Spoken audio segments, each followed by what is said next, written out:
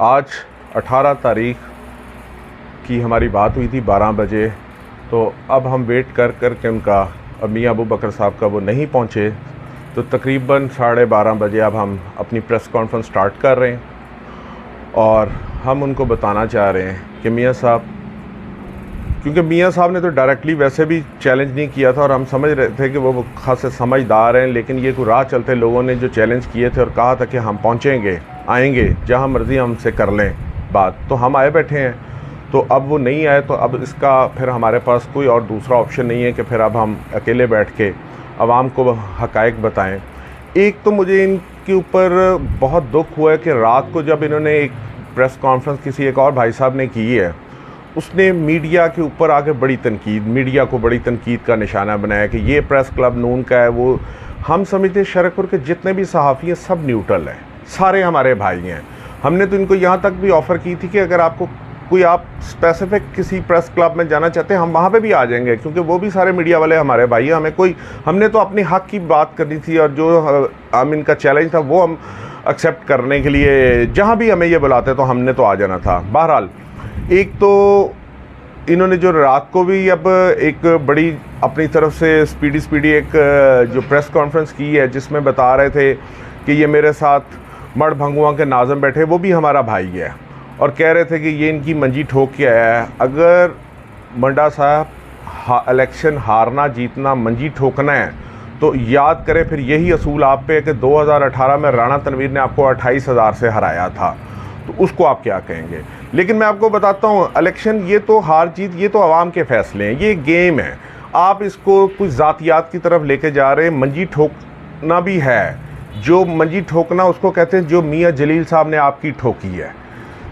वो मुसलसल 4 साल से आपकी मंजी ठोकते आ रहे हैं और आपको डीसी ऑफिस तक, सीएम, आप जो लोगों की छुप छुप के गाड़ियों में जाते हैं वहाँ से उन्होंने आपको निकलवाया। ये मियाँ जलील साहब ने आपकी मंजी ठोकी है। और आप कह रहे हैं कि जी कि हम ये इलेक्शन जीत के राणा तनवीर साहब को मुरीद के छोड़ के आएंगे। उनका तो पता नहीं, वो तो फ़ैसला जो होगा वो देखेंगे। लेकिन आपको तो अब लंबा इंतज़ार करने की ज़रूरत नहीं है। आपको तो जिस तरह मियाँ जलील साहब ने आपकी मंजी ठोकी, आप तो ननकाना बस पहुँचने की तैयारी करें, क्योंकि अब आपके पास कोई ऑप्शन तो रह कोई नहीं गया। बाकी मेरे भाई, ये जो आप बातें कर रहे हैं कि ये सिर्फ उनको रोकने के, और ये इंशाल्लाह ताला आप देखेंगे कि 10-15 दिनों में जो एक पंजाब गवर्नमेंट का सिस्टम एक चल रहा है, कि उम्मीद है कि ये कोई हालात इस तरह चेंज होंगे। उसके बाद जो प्रॉपरली जितने भी मेगा प्रोजेक्ट्स हैं सब अनाउंस होंगे और सारे मुस्लिम लीग नून ही करेगी, क्योंकि खिदमत वही करती है। ये सिर्फ बातें ही करते हैं जो 4 साल इन्होंने पीछे की हैं। लड़े, मैं उनके बारे में तो अभी इतना नहीं कहूँगा, जो उनके आगे ये जो जिनको तकलीफ़ हो रही है कि हमारा क्या बनेगा। ये जो आज बातें कर रहे हैं कि जी कि हमसे ये बात किसी ने की, हमसे वो बात किसी ने की, आप ये छोड़ दें बातें। आपने ख़ुद मियाँ जलील साहब के बारे में और मियाँ अबू बकर साहब के बारे में जो बातें की, वो हर एक का ठीक है, आपका पॉइंट ऑफ व्यू है, आप करें। और लेकिन मैं आपको वैसे ये ज़रूर मंडा साहब आना आपका, मैं ये शायद शुक्रिया आपका आखिर में देता, क्योंकि जो हमारी जीत होगी उसमें आपका भी बहुत बड़ा रोल होगा। और जो आप अपने वादे पे, आप अपनी उस बात पे सही है, चल रहे हैं कि हम मियाँ जलील और मियाँ अबू बकर को हरवाएंगे, तो ठीक है, आप बिल्कुल अपने सही पैटर्न पे चल रहे हैं। लेकिन ये मैं आपको आज की 18 तारीख को आपको वाज़ेह जवाब दे रहा हूँ। आज के बाद हम आप जैसे राह चलते लोगों का किसी बात का जवाब नहीं देंगे और टोटल फोकस हम अपना इलेक्शन पे रखेंगे। हाँ, अगर मियाँ अबू बकर साहब कहीं खुद आके कोई बात करते हैं तो हम उनसे हर तरह के मुज़ाकरात, बातचीत करने को, चैलेंज अगर वो कोई देते हैं तो हम उनके साथ टर्म्स एंड कंडीशंस तय करके करेंगे। लेकिन आप जैसे लोगों को या अब हम किसी बात का जवाब नहीं देंगे, क्योंकि हम ये समझ रहे हैं कि ये आपको जवाब देना इलाके की भी तौहीन है, हम सब की तौहीन है। तो इंशाल्लाह आप अपना बंदोबस्त करें। आने वाला वक्त तो नहीं, खैर आपका तो वक्त आ चुका है, आप तो ननकाने जाने की तैयारी करें, बाकी अल्लाह खैर करेगा। ये इलाका किसी ऐसे बंदे का नहीं है जो खिदमत नहीं करता, ये अंदर से है। ये इलाका सिर्फ उसी को वोट देता है जो खिदमत करता है, और वो खिदमत मुस्लिम लीग नून और राणा तनवीर साहब कर रहे हैं। तो इंशाअल्लाह ताला, अल्लाह ताला के फजल व करम से 16 अक्टूबर फैसले का दिन है। हम सब लोगों को चाहिए कि ये छोटी छोटी ये फजूल बातों के पीछे ये जो फारिग लोग हैं, इनकी बातें सुनने की बजाय अपनी कैंपेन पे जोर दें और इसको भरपूर तरीके से अपना 16 अक्टूबर को हम शेर को जितवाएँ। और अल्लाह के फजल व करम से कि जब शेर जीतेगा यहाँ से तो इंशाअल्लाह ताला राणा तनवीर हुसैन और हाजी इफ्तिखार मिलकर इस इलाके की खिदमत करेंगे। बहुत मेहरबानी, शुक्रिया, थैंक यू। आज भी दे रहे हैं। अब हम इन राह चलते लोगों की बातों का कोई जवाब आज के बाद नहीं देंगे, क्योंकि हमारा लेवल नहीं है। हम इलेक्शन अपना लड़ रहे हैं और लड़ेंगे इंशाअल्लाह ताला, और आवाम से हम अपना सवाल आवाम के गोश गुजार करेंगे। और इंशाअल्लाह ताला जिस तरह आवाम मोहब्बत कर रही है तो अल्लाह के फजलो करम से इंशाअल्लाह 16 अक्टूबर को शेर जीतेगा, राणा तनवीर जीतेगा और मुस्लिम लीग नून जीतेगी। बाकी मैं मड्डा साहब को बता दूं, जिस तरह वो रात को बड़ी वो लहरा के कागज़ दिखा रहे थे कि ये अली असगर मड्डे ने काम किए, काश अगर इतना ही वो सच बोल रहे थे तो ये भी बताते कि ये असल काम मुस्लिम लीग नून ने किए हैं, ये मियाँ शहबाज शरीफ ने ये सारे काम किए हैं। लेकिन उनको सच बोलते हुए तकलीफ़ हो रही थी तो वो ये बताना नहीं चाह रहे थे।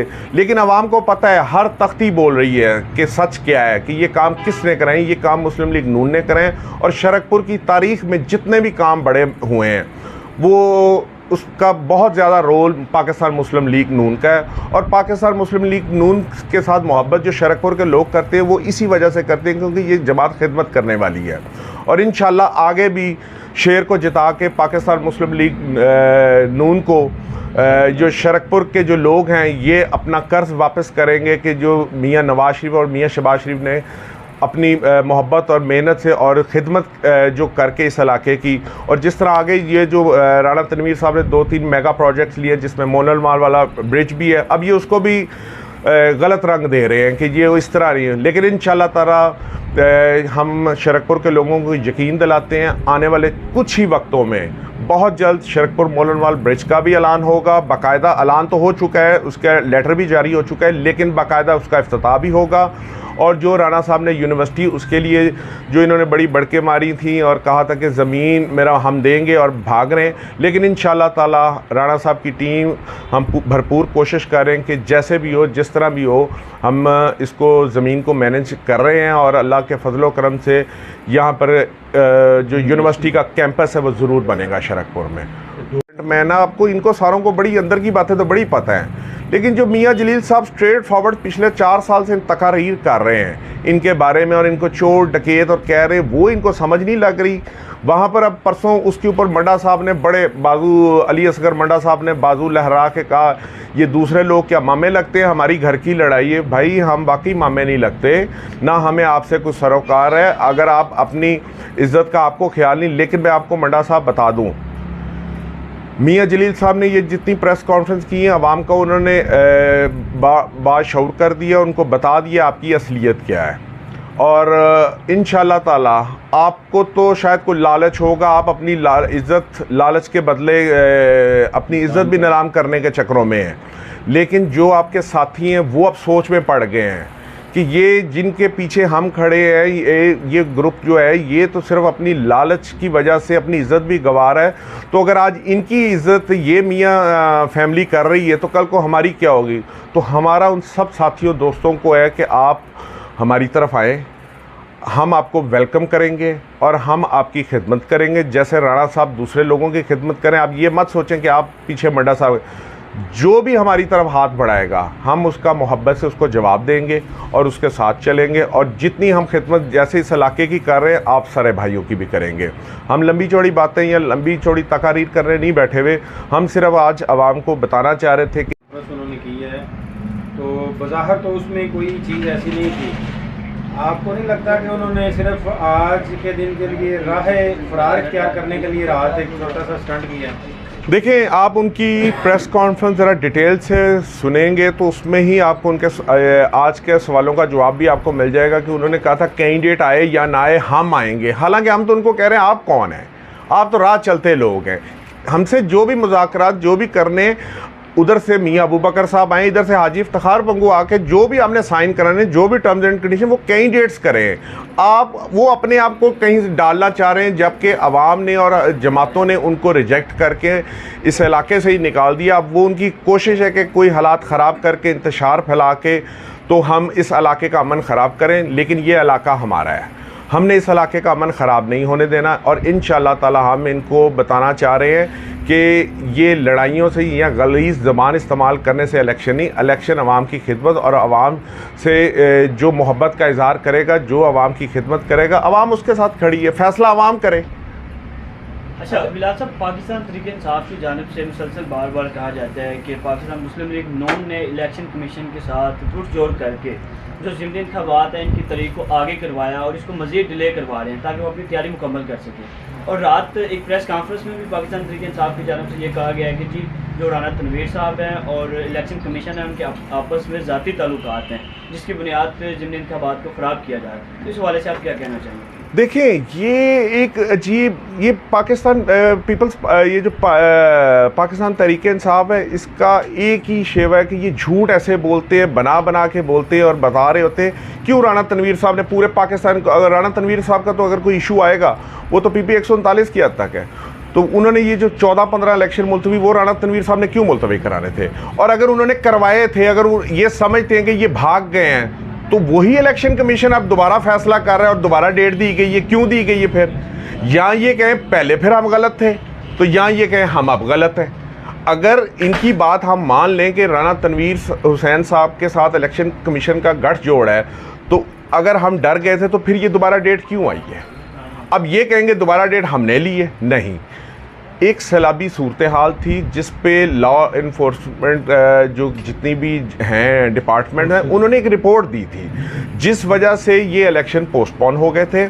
अब उसमें आके उन्होंने 16 ये तकरीबन 1.5 माह 11 के बाद तकरीबन आप समझ लें कुछ 40 दिन का के बाद अब उन्होंने लोग भी बाशऊर हो चुके हैं। और इवन मैं आपको बताऊं कि जो जिनके साथ ये लोग हैं उन्हीं में से मियां जलील साहब भी उसी घर में टिकट है और मियां जलील साहब वक्तन फ़वक्तन इलेक्शन के दौरान भी इनका मकरू चेहरा सामने लाते जा रहे हैं।